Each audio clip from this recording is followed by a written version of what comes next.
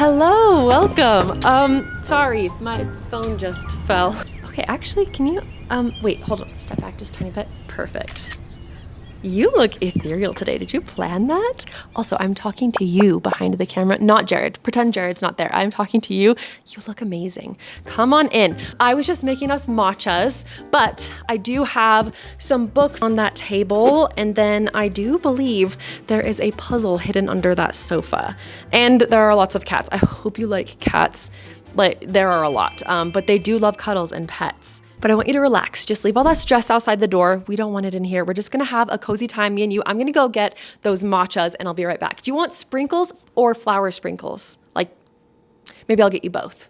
Let's do both. 1, 2, 1, 2, 3. Guys, can you do help? Help?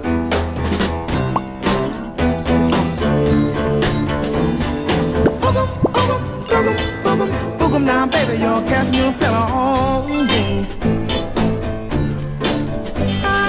This one's for you. Got it? Jared's back there struggling behind the camera. I cheers to you. And we are celebrating the fact that it is the weekend. We have sprinkle matchas. There is a cat here. Everyday occurrence in this house. And the sun is shining. Cheers to that. Promise you won't judge me when I say this, but I haven't done any sort of like crossword or word puzzles since probably 4th grade. Have you ever heard of a cryptic, like a cryptic crossword? Turns out I'm addicted. I'm not that good at them, but I'm obsessed in a way that I did like 20 of them yesterday. Let's play a little game, shall we? We'll see if you guys can get it before I do. Okay, we've got velvet teddy bears approved. Velvet teddy bears approved. 2 things that I've noticed right away. One is the definition. The definition's always the first or end, usually. I think it's more likely that approved is our definition. The other is that this is an indicator. Bears can mean like a bear in the woods, but it can also mean that words are bearing something, like carrying something, or they contain something. So I think velvet teddy is our fodder, meaning these are the Legos, these are the building blocks of the word that we are going to find that means approved. So since I think this is a hidden indicator, it means that the word is hidden in here. Can you see it? I think it's pretty easy. It's VETTED. Vetted. Vetted means approved. Does that make sense? It's kind of hard to get in the beginning. Let's do one more. All right, this one says Tina and Sue upset relatives. Immediately, I think relatives is our definition because I don't think it would be Tina and Sue. And then based on my subpar skills of deduction, I'm going to assume that upset is an anagram indicator and that Tina and Sue are the letters that we're gonna scramble, like upset, move them around to find a word that means relatives. And it has to be 7 letters long. A good way to do these letters for someone who's dyslexic like me is I put them in a circle. T-I-N-A. And I think we just skip that.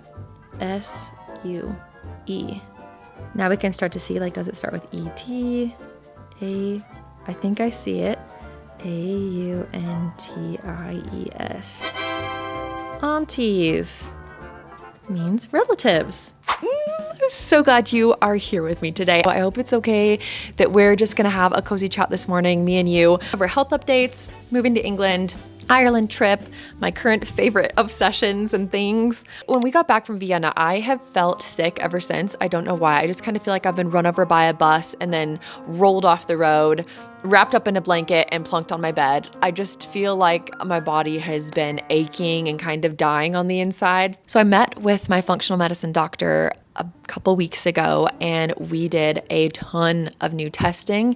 My main symptom, which is I feel like my body's vibrating all throughout my body, like every single nerve in my body is hyped up on caffeine and jumping up and down constantly, like it never stops. Someone, I forget, it was like Harvard or Yale came out with a specific panel for patients with long COVID. They test for 14 different markers and I was really hopeful that these tests would come back negative and that all the inflammation in my antibody was just from the Lyme disease that we've been treating.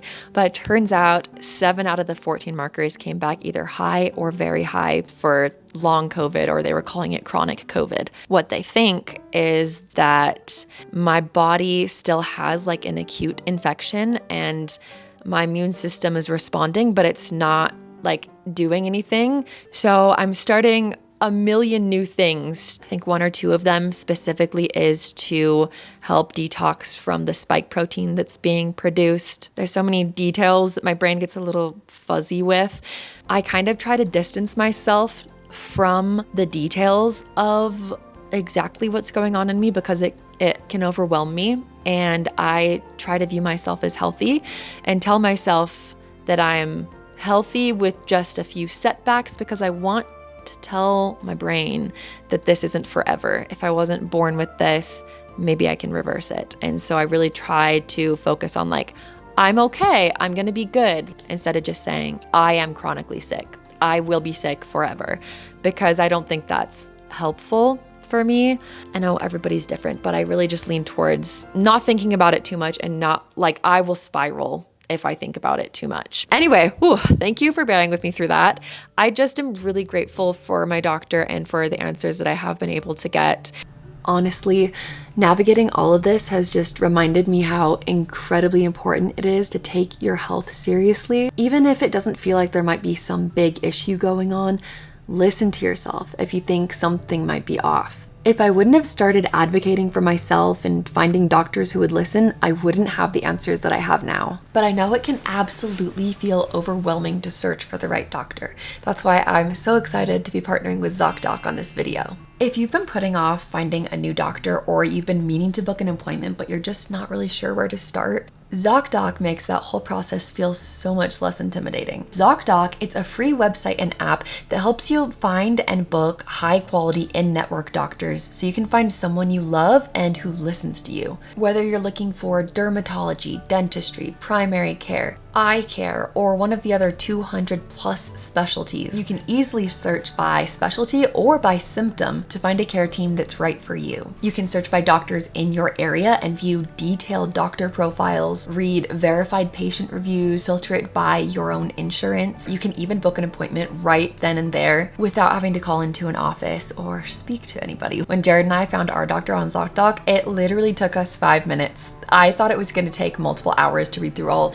sorts of reviews like it usually takes us, but I was so surprised how quick and easy it was to use. Appointments made through ZocDoc usually happen super fast, usually within 24 to 72 hours, and you can often find same-day appointments. There are options for going to see your doctor in person. If you prefer a video call, you have that option as well. ZocDoc takes what usually feels like a very overwhelming task, at least for me, and turns it into something that you can do from your sofa while enjoying a warm cup of tea in the afternoon. If something's been on your mind health-wise that you've been meaning to get checked, this is me softly and gently encouraging you to do that. You can head to zocdoc.com/darlingdesi to find and instantly book a top-rated in-network doctor today. It's free and easy to use, and I will have the link down in the description. Are we still moving to England?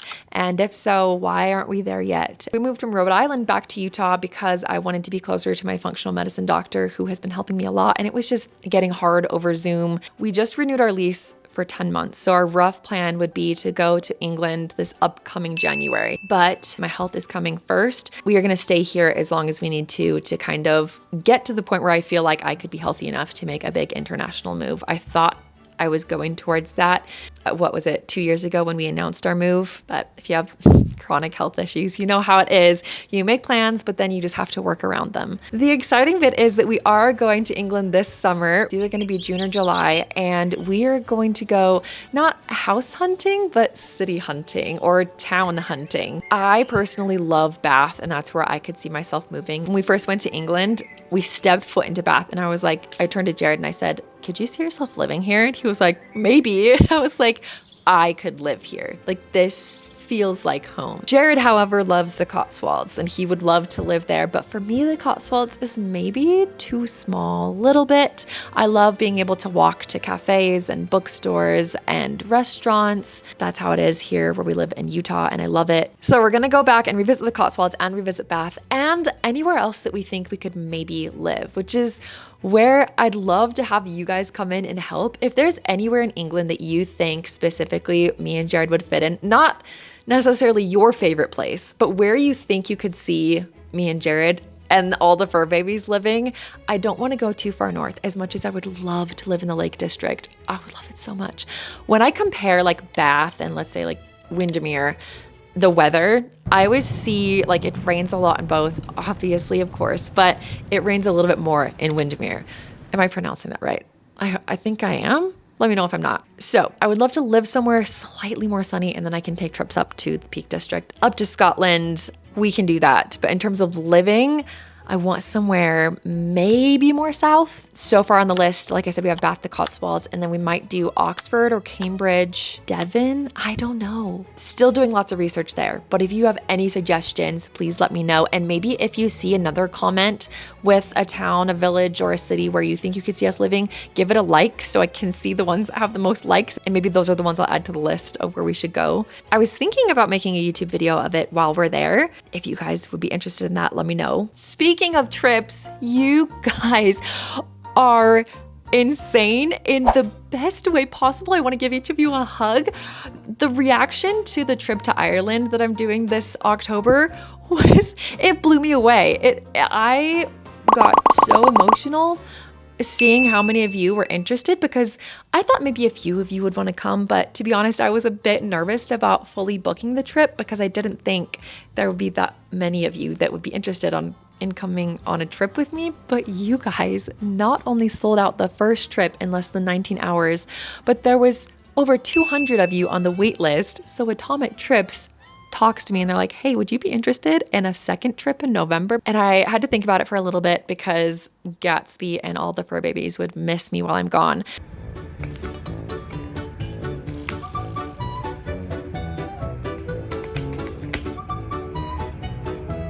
What are you doing? Hey, actually don't bite the skin, thank you. Gatsby. So Jared is going to stay back for the second trip and I am going to go back to Ireland. There's like 12 days between the trips, so we'll both come home and then I will just be going back for the second trip. And it still doesn't feel like real life. You guys are literally making my dreams come true, but really the best part is going to be being in Ireland with you guys nonstop for 8 days. I cannot wait. I'm truly already thinking about what I'm going to wear, what I'm going to pack, what books I'm going to bring, and what book should be our book club book of the week that we all read together. I love you guys, and I'm so excited to see you in person for those of you who are coming. And for those of you who aren't, maybe we can do another trip next year, maybe Scotland. I don't know. I do have to say, because when you're burning with something that you love and excitement, you have to share it. I have to share this with you. I just finished my first 5-star read of 2026 this morning. It only took me almost 2 months, but that's okay because this was incredible. It's a book for anyone who has been told they're too much by Cynthia Erivo. I adore her, but even more so, I adored the way this book made me feel. The chapters are only a few pages long, and in each chapter, it's like a little nugget of goodness that she shares with us that she's learned throughout her life. Be patient when you don't see where and how all the pieces fit. Just know this, what you're drawn to is trying to show you something important, which I've been drawn to something specific recently, and that kind of just felt like a sign that I need to pursue that. And I promise I'm almost done. It's a lot easier to limit yourself than to dream big. Sometimes we place limitations on ourselves because we feel safer that way. And often other people will place limitations on us too, so that we don't have to serve as a reason why they don't have to expand themselves in turn. They feel more comfortable staying small. Do not let that happen. At every crossroads, question why you think something you desire is not for you. It's usually fear that is stopping us. This was a book from my heart, and I'm not going to cry about it.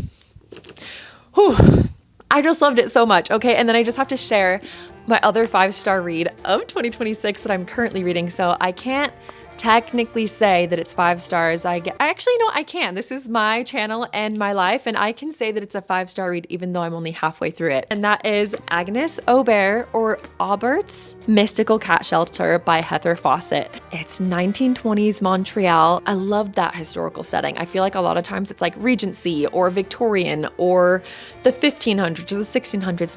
1920s. That is for me. I love it. There's cobblestone streets. It's cold and wintry and blustery outside, and Agnes has a cat shelter, which she lives atop of. So it's basically like her home is her cat shelter. But in this world, there are magicians, and there were some that were dueling outside and blasted a hole through her wall. So she has to find a new shelter. She ends up finding it in this beautiful, majestic apartment with multiple floors. It's gorgeous, but she thinks her basement is either haunted or there's a wizard doing some weird business down there. And I'm not going to say more than that. I am actually, surprisingly, not a huge fan of cozy fantasy. I love all things cozy, but for some reason, I need higher stakes in my fantasy. And if it's just cozy, usually it doesn't do it for me, with some exceptions. There are some that I adore. And I'm so happy to say that this is one of them. I am absolutely obsessed. I usually do audiobooks, but I'm reading this one physically because that is how much I love it. I want to savor every single word. This is so fun. I hope you're having a good time.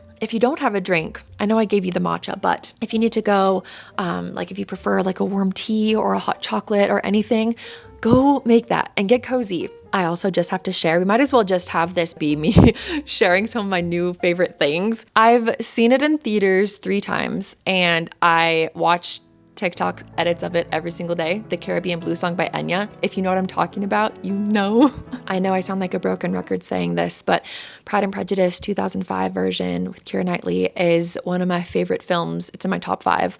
I have seen it probably 50 times. There's just something about the yearning in that film, the hand flex. Did I say the yearning that I find hard to come by in historical romance films until I saw Dracula, the newest one. Dracula, a love tale, is that what it's called, or a love story? That scene in the very first opening of the film when they're dressing Dracula to go to war and he cannot take his eyes off of Elizabetha. They're shoving stuff onto him. It's chaos and he is zoned in on her. It's the type of romance that I die for. It melts me into a little puddle. It makes me feel something in here. It just feels so good. The level of love and yearning in this film that you see from this man who waits 400 years in the hopes that his wife will be reincarnated so that he can find her again. The way he looks at her, if you go and watch it, please let me know if you like it. Or if you already saw it, let me know and we can gush about Caleb Landry Jones. I have also just seen Wuthering Heights, which it just wasn't for me. It wasn't my cup of tea. I would like to see it again just so I can study the artistry and see what I might have missed out on the first time. But I just, it was beautiful in a way. I just didn't personally love, I don't know. It just wasn't for me, but I know so many of you have really enjoyed it. I also, for myself, have made a little spring curriculum or reading list, but specifically with a couple themes. So I'm just gonna share that with you. One of the first ones being, I'm so excited about this. I love the idea of a curriculum for yourself because I love learning. I always want to be learning something. I never want to be at a point in my life where I'm not interested in a new subject and learning about it. I always want to be learning. So I have this book. It is called What Jane Austen Ate and Charles Dickens Knew, From Fox Hunting to Whist, The Facts of Daily Life in 19th Century England. On the back, it says, for every frustrated reader of the great 19th century English novels of Austen, Dickens, or the Brontes, who has ever wondered whether a duke outranked an earl, when to yell tally-ho at a fox hunt, or how one landed in debtor's prison, here is a delightful reader's companion that lights up the literary dark. Just yesterday, I was reading the section called Crime and Punishment. Don't ask me why, that's just the one that I opened on. But it said, this was so interesting. This is so interesting to me. In England in 1800, one could be hanged for sheep stealing. That makes sense. I understand. But you could also be hung for impersonating an army veteran or stealing something worth more than 5 shillings, which seems maybe a little harsh. 5 shillings? Treason. but also doing damage to Westminster Bridge and about 200 other offenses. And you know how in Regency novels they'll have duels? Killing a man in a duel does not count as murder because it was considered socially okay for people who qualify. So this has been so fun. I just read a few pages every day.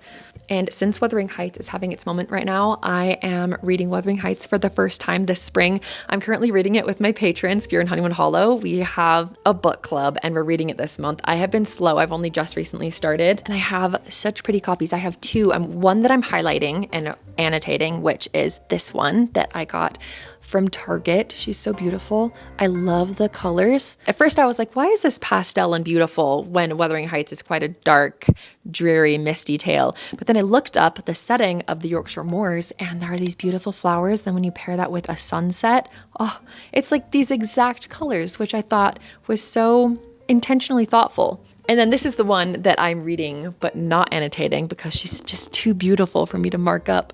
I think this very much captures the vibe of the book. It's so beautiful. I love that it looks like a painting. I used to read so many classics, but I have not read Anna Karenina yet. So I think I want to read that one. I just don't have a copy of that one yet. And then I want to dive into Georgette Hare again. Did I read one last year? I don't think I did. I usually read one or two Georgette Hare books every spring. So this year I am going with The Corinthian. If you want to know what my favorite Georgette Hare book, it is Venetia by far. I love that book so much. And then Devil's Cub. I don't think I've read this one yet. So this is also part of my spring curriculum. And then this isn't so much like a curriculum, like learning thing, but I want to read Major Pettigrew's Last Stand by Helen Simpson. I'm still adding to my curriculum. I might want to also study interior design through masterclass. I think that would be so fun and something I'm really interested in. Oh, lastly, they're all asleep right now, but the foster kitties from Oahu are all healthy. It took Mary, our little orange girl, so long. For a while, we thought she had chronic upper respiratory infections just coming back again and again. Like we're talking months, like 6 months. But with steam baths every day, I'd go into the bathroom, turn on the shower really warm, and then open the door and just let the steam come out. Every day for 10 minutes, like twice a day in the morning and an evening. And then also we bought 2 big humidifiers for our apartment. We make sure that it's super clean. We have an air doctor purifying the air because I was determined not to let Mary fade away from us. My mom talked to a friend who rescues cats and he told my mom to tell me to prepare because it's normal to lose a kitten from a litter when they're really sick, but I was not going to let that happen if it was within my power. I know that sometimes things happen, but I at least was going to do everything I could to give her the best fighting chance. And now she's thriving and she runs around. She's our most playful, active kitten. Oh, she's doing great. And so is Goose and so is Pippin. Thank you guys for caring and for helping us during the time when we were still figuring things out. I had never dealt with or helped sick kittens before, so it was all new to me. And also thank you to Kelsey if you're watching this. She came over the day after we got them and helped us give them flea baths and gave me a lot of encouragement when I was a bit overwhelmed. It has been such a fulfilling experience seeing them thrive and come into being house cats. And Goose, actually, he was, we think, 1 year old when we got him and brought him back. He, like, you know how they say sometimes if you take an outside feral cat or a stray cat and put it in your house, it's gonna want to go back outside. Goose, we open the door. Sometimes we've tried to take him outside. He has no interest. He'll walk down the hallway a little bit, but then he comes zooming back. He's like, you are not leaving me out here. Get me back inside with my toys and my comfy blankets and never leave me out here, please. Like, he's such a sweet boy, but he's definitely adjusted to house life and he has no interest in going back. I just want to throw this out there for anybody who might be traveling to Hawaii, any of the Hawaiian islands, specifically Oahu is where we found them, but Oahu has a really big problem with stray and feral cats. A lot of them aren't even feral. They're friendly, at least when we were there, because they have to get food from people. Basically what I'm saying is if you go there and you're a cat person or you have experience or are able to rescue a cat, I encourage you to, if you can. But I guess I'm just putting it out there so you know, if you find a cat that comes up to you and it's so sweet and you're like, oh, I would love to keep it or bring it home, or like I know my sister was wanting a cat, if you can take the cat off the island, it helps so much. All we had to do was call Delta and say, hey, we're going to be flying with the cat. They just wrote it down, and then we did have to pay, I think it was an extra $150 to fly them back with us. But we didn't need to get paperwork. We didn't need to get them vaccinated. We didn't need to get them neutered or anything. They were too sick for that. We just brought them home and did all of that back in Utah. But I really don't want you to think that I'm like asking you to go do this big act of saving the cats on Oahu.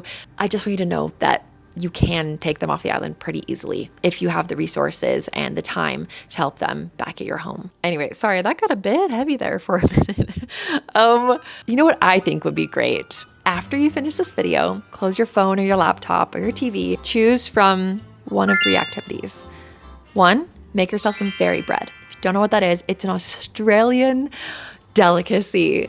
And I mean that seriously, because I think it's fantastic. White bread, you put butter on it, and then you put a plate of sprinkles, specifically the hundreds and thousands ones, like the ones that are really small circles, and fill a plate with it. Take your buttered bread, dip it into the sprinkles, and then cut it so that it's in triangles and eat it. It's the most whimsical little treat I can think of. Your other option is go on a notice walk. Notice everything, almost like you're a writer and you're writing about your setting. What speaks to you? What is the sun saying to you? What are the trees saying to you? Where are your feet taking you? Or if you're doing kind of like a Sunday reset, or you have some chores you need to get done, romanticize it by putting on some tavern music. Like if you're feeding your fur babies, like when I feed the cats, I'll put on tavern music and romanticize it. Or you can make yourself a little cleaning hat or crown, put on some tavern music. I love the tavern music for cleaning. It just gets me in the mood. And then a bonus one, if you just want a really easy, light option activity, pick up a book, a new one. Like even if you're in the middle of one, pick up a new one, but choose it with intuition. Go over to your bookshelf or look at books that you've picked up recently. Which one is speaking to you? Which one is calling to you? It might not be one that you think. That's how I picked up the Cynthia Erivo book that ended up being the exact book that I needed at the right time. I didn't think I would be reading this anytime soon, but I looked at my shelf and it just said, I have something for you. Open me up and let me tell it to you. And it was amazing. So there might be a book wanting to tell you something, and maybe give it a chance. Go over to your shelf and see which one it might be. Anyway, you guys, thank you so much for being here and for just spending this cozy weekend morning with me. I've had the best time with you. My matcha was so good.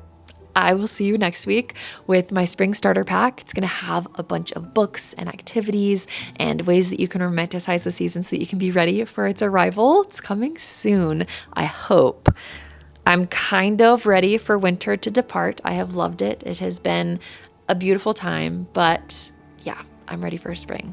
Please take care of yourself. I really hope you're doing well. Never forget for a second how grateful I am for you being here. Not even just here on my channel, but just here in the world, for the light that you put out. Thank you for doing what you're doing. I know that the people in your life are so grateful for you, and I just felt like maybe you needed that reminder. But okay, I've said bye like 3 times. I love you. I will see you soon. Bye, friends.